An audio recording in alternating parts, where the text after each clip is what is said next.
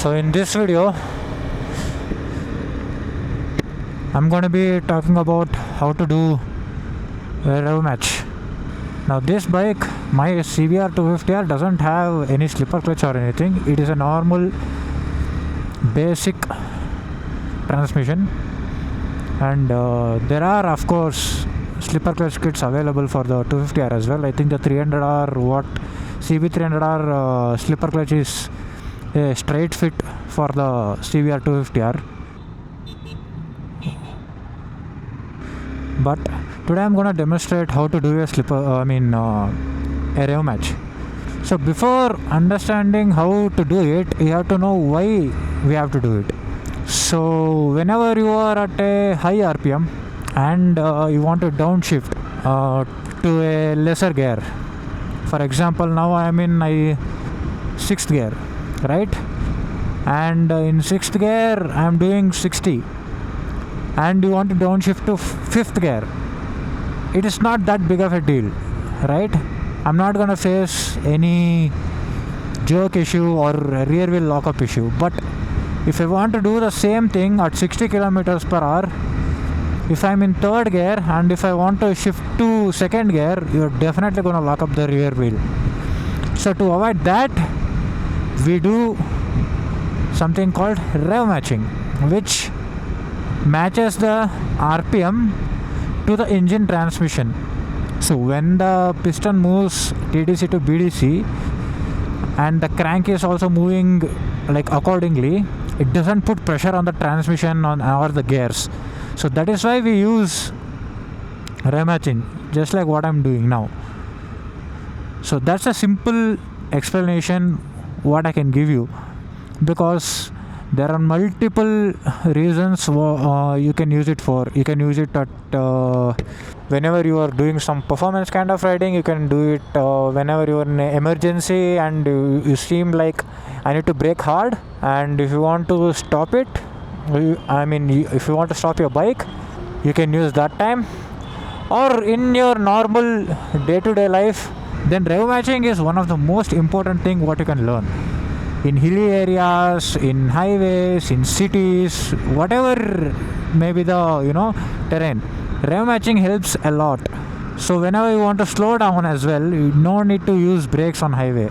You can just use rev matching and just get on with it. So those three are main 3 reasons why you can use rev matching. Now I'm going to demonstrate how to do it. So now I'm at 125, 130 almost. So now I leave the clutch, I leave the accelerator.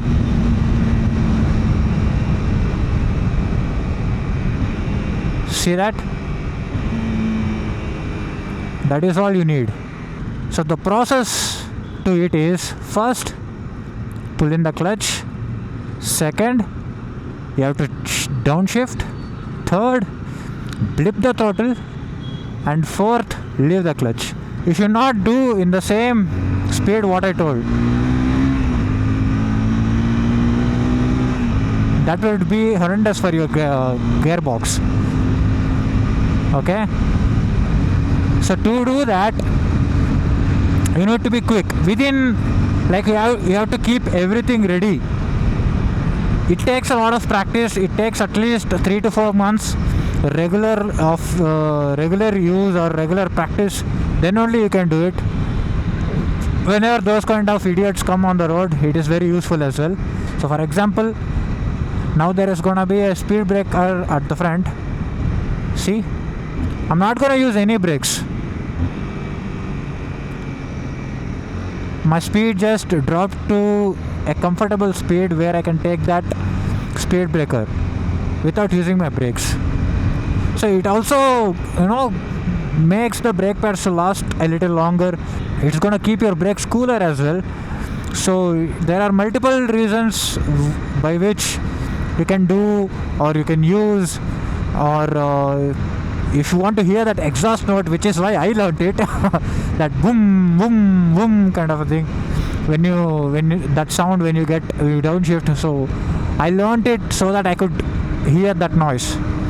So if you are the same, then you can learn it easily. See, now I'm not using any brake, I'm not using any brake. I just downshifted, I just rev matched it so that my speed reduces, just like matching the Innova. It is that easy. It just takes a little time. Just practice and you're gonna get it. That's it.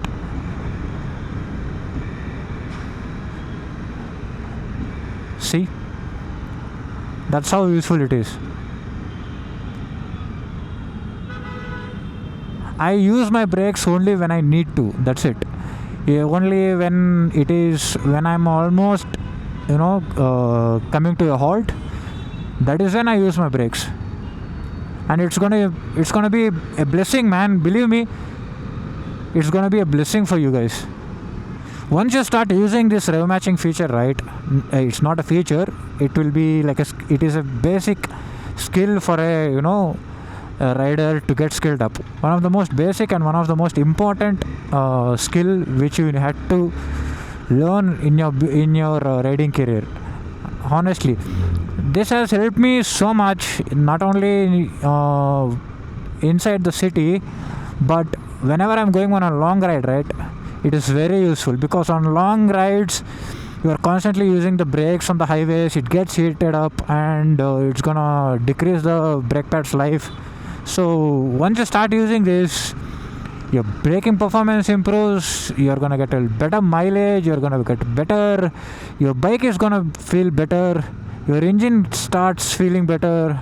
There are multiple advantages, and one of the most disadvantage, what I would say, is people who don't do it correctly, right? They're gonna put a lot of pressure on the transmission, due to which the chain life decreases a lot, because the chain is what taking all the pressure whenever you are downshifting aggressively without doing a proper rev match.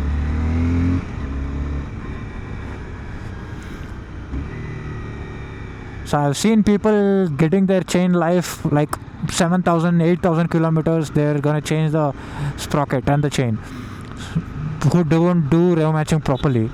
They'll be like aggressive downshift, like they're gonna just hit the gear lever. That's not how you do it. It has to be a seamless process. It has to be a seamless process, and it should feel very natural to you. It should just flow. When you're doing it in a flow, you will feel, when you get that feeling, right? Once you get that feeling, it is very easy to do it. Unless and until you get that feeling, you're not gonna do it. I'm sorry to say this, but once you get that feeling, that's more than enough. I don't know when you will get. Some people get it in 1 month, some people get it in 3 months, some get it in 6 months.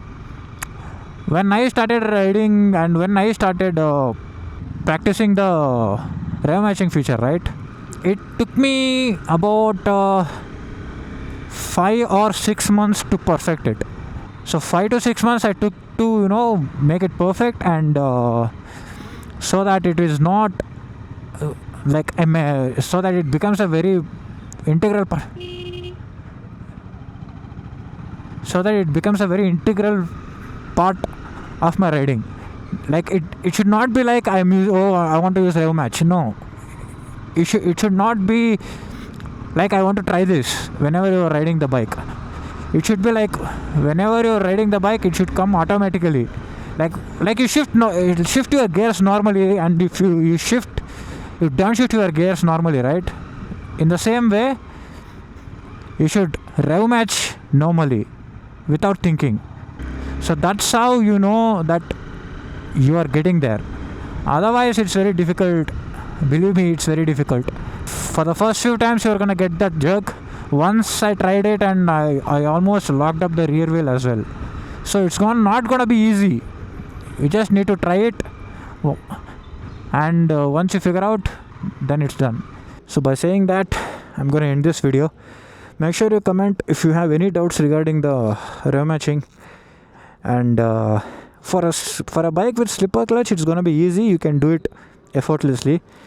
Anyways, you're not gonna get any rear wheel lockups, but if you want that sound, boom, that downshift sounds, then you can do it. But for a non slipper clutch bikes, man, it's gonna be a boon for you guys.